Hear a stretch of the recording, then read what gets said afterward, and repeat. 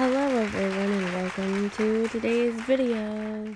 So for today's video, I thought that I would talk about something that seems really random, and I filmed this once because when I first started filming it, I thought that it was just gonna be a let's talk. And then I started talking about this other thing and I was like, there's my video idea. So I'm starting over.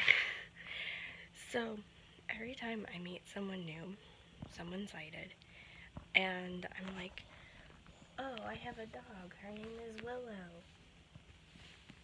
The first words out of their mouth are, oh, is she a guide dog? And I'm like, sweet little marshmallow personality. Becomes a totally different dog when she goes outside,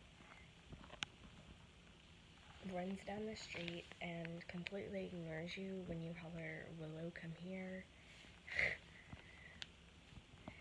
No, she's not a guide dog. She is a pet. And then those people are completely shocked that I, as a blind person, would have a pet. They're like, really? You have a pet? You don't have a guide dog?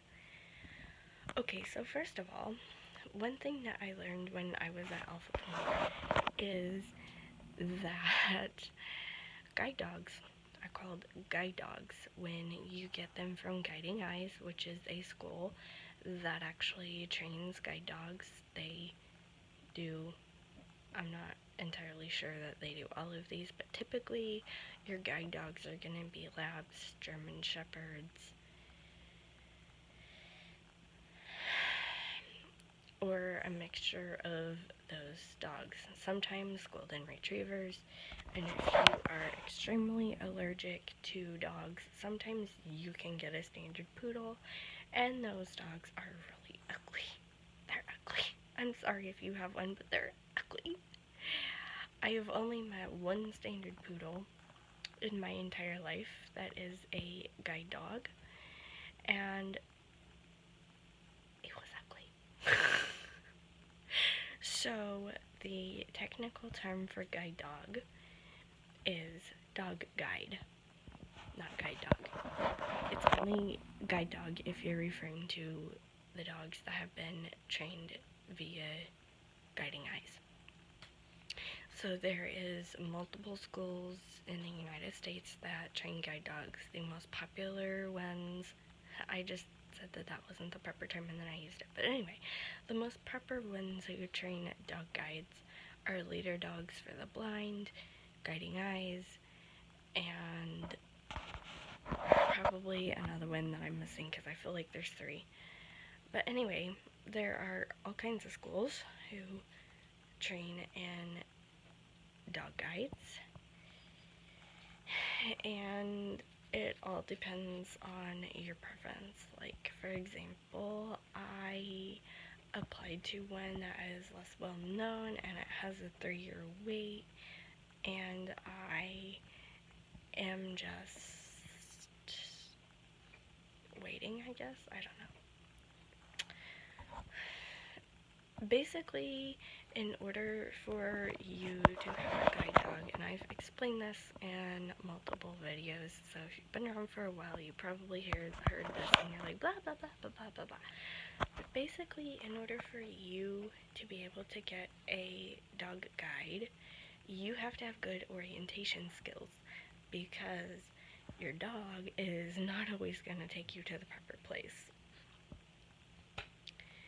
I've had friends who have dog guides, and they've all told me stories of how their dog guide took them to the wrong exit, or the wrong building, or the wrong curb when they didn't want to go to a curb.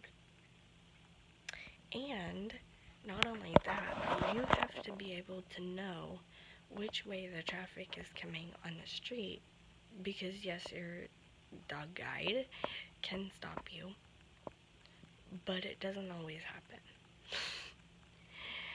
So you have to be able to know, can I go, can I do this, can I do that? And the reason that I don't have a dog guide is because of my orientation skills. And your orientation skills are basically a skill set where you don't know where you're going. I explained this in a video when I was at a point, but basically in my head, and this is common with people that have retinopathy or prematurity, but in my head, going from point A to point B is one route, and then coming back from point B to point A is a completely different route. So I have to learn those as if they are two separate routes, and it takes me anywhere from 5 to 7 times to learn them. Do y'all realize how many times I have to walk around a new room before I'm like, yes, this is the room, this is where the couch is, this is where the bathroom is, this is where all this stuff is. And those can be improved, and actually, I've been thinking since I left Alpha Point, like maybe I should go to Leader Dogs and take their 2-week orientation course. Because I feel like maybe if I do that, I will get a dog faster, because it's not my mobility skills that are the problem, it's my orientation skills. And I feel like I really need to work on those. But I don't really know, like, how that's gonna go. But anyway, point of this video is that blind people can have pets. Blind people do have pets. I know blind people who have dogs, cats, birds, horses, goats, chickens. Like, I don't know why it's such a shock to sighted people to find out that a totally blind person or even a partially sighted person has a pet. I don't know why that's so shocking. I mean, it's good that, like, guide dogs are, like, out there and, like, people are like, oh, that's a guide dog. But I just wish, like, that people also knew that blind people have pets too, and we enjoy the companionship. Like, I was literally having a full-on conversation with someone on YouTube one time where we were talking about how do I get Willow to listen to me when she's outside so I can take her outside with me. And I don't have to keep her in her pen. And this person was like, I didn't know blind people can have pets. Like, I don't know how to tell you to do that. Like, usually you, like, meet their eyes or whatever, blah, blah, blah. And we were just, like, having this whole conversation. Like, they were completely astonished that I had a pet and she wasn't, like, a service dog or a guide dog. And I don't understand why blind people can't have pets. Like, why is this a new concept for some people? Like, I'm not judging, but, like, why, if you can have pets, why can't blind people? Why is this a new concept?